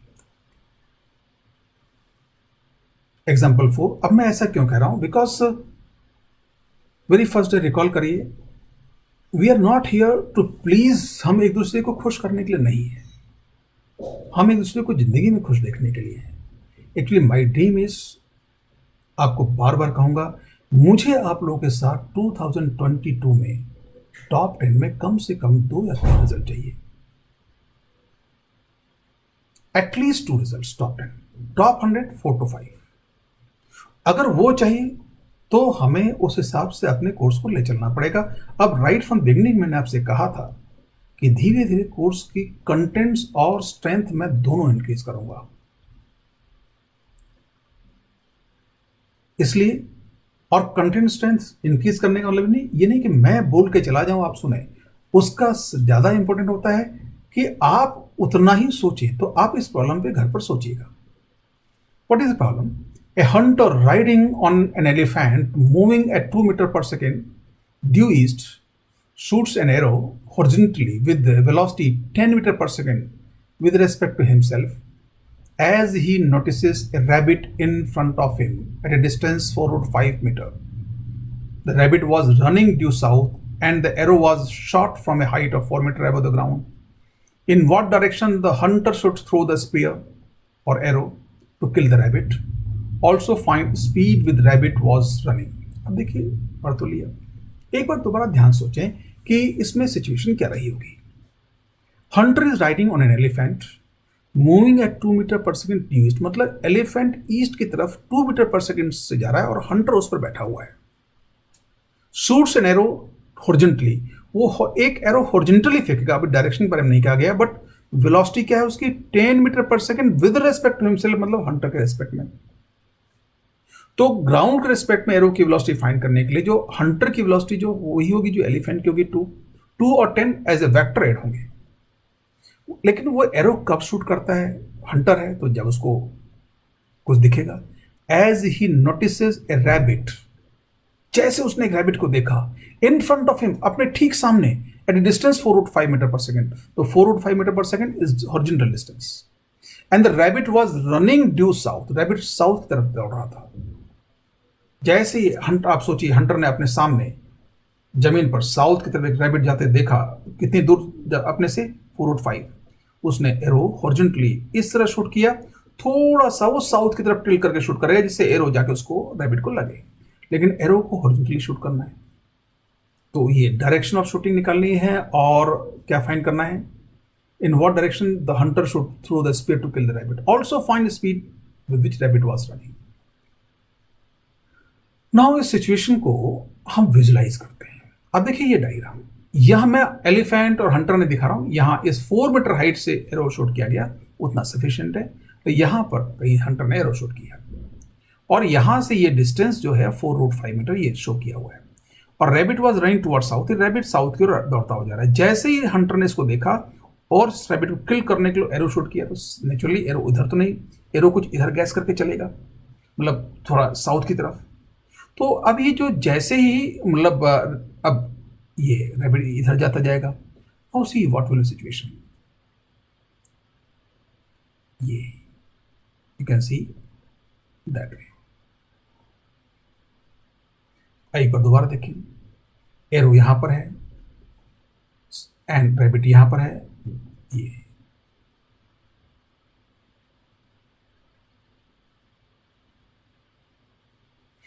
Now you can C one more thing here, जो ये जो क्यूबॉइड था, बॉक्स था, उसमें ये वाला प्लेन, ये प्रोजेक्ट जो एरो का जो प्रोजेक्टाइल मोशन होगा उसका प्लेन ये है।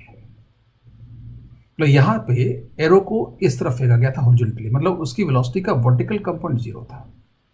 नाउ दिस, और ये एरो की ट्रेजेक्टरी है। नाउ दिस मच विजुअलाइजेशन अगर आप इतना सोच लेते हैं, then you can attempt the problem. So आज ये जो आज इतने विजुलाइजेशन के बाद मैं चीजों को समराइज करूंगा कि हम इस प्रॉब्लम को आप एक्चुअली ये आपने विजुलाइज किया सिचुएशन को, इस प्रॉब्लम को सॉल्व करने के लिए विजुलाइजेशन इंपॉर्टेंट है। Now I require that you बहुत कंसंट्रेट होके इस प्रॉब्लम को खुद सॉल्व करने की कोशिश करें। एंड नेक्स्ट क्लास में मिलने से पहले हम होमवर्क डिसाइड कर लें। असाइनमेंट जो टुडे का जो लास्ट एग्जाम्पल आज का है उसको आप अटेम्प्ट करें, जो मैंने होमवर्क दिया। रीडिंग असाइनमेंट जो लास्ट क्लास में था, अब रीडिंग, अब इस आर्टिकल को रिवाइज करना है। लास्ट टाइम तो हमने कहा था उसको समझ के आने की कोशिश करनी, अब उसको समझ लेना है आपको। आर्टिकल फ्रॉम 1.49 टू 1.52, इसमें इंटरेक्टिंग बॉडीज के बारे में बात और है, उसको आपको समझने की कोशिश करनी है, वो हम नेक्स्ट क्लास में कवर करेंगे। Attempt business box 10, beginner box 10 attempt करें, कोशिश करें। And one more thing, you might face some doubt within day और 2। आप लोगों का डाउट सॉल्विंग का एक व्हाट्सएप ग्रुप और बना रहे हैं जिसमें कि स्पेसिफिकली डाउट ही होंगे, तो हमारा ध्यान जाएगा।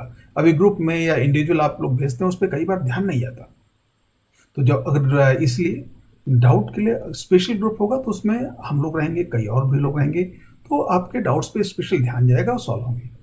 लेकिन फिर मेरी बात याद रखें, डाउट आना और उनको पूछना आपके रिजल्ट को डाउन करेगा। Why you are not struggling with your question? अगर आप स्ट्रगल करेंगे 2 दिन 3 दिन में आपको सोल्यूशन मिल जाएगा। एक बार करके तो देखें। एक्चुअली आईआईटी में बहुत अच्छे रिजल्ट के लिए यही जरूरत है, आप अपने क्वेश्चंस को स्ट्रगल करें। ये नहीं कि नहीं आया चलो पूछ लेते हैं। जनरली जो आप क्वेश्चन पूछ रहे होते हैं बहुत सिंपल होते हैं, बट स्टिल आप कई बार क्या होता है कि हम अकेले बैठे हैं घर पे, इस टाइम डाउट्स में मैंने तो कह दिया 2 दिन अटेम्प्ट करें, हो सकता है 2 दिन अटेम्प्ट करें लेकिन सही डायरेक्शन में ना जाए, तो मैं ये भी नहीं कहूँगा कि बहुत टाइम खराब करें। इसलिए थोड़ा सा 1 दिन 2 दिन अपने क्वेश्चंस को दें, उसके बाद उस बुक में पूछें। Thanks for patient listening. Let us meet for the next class.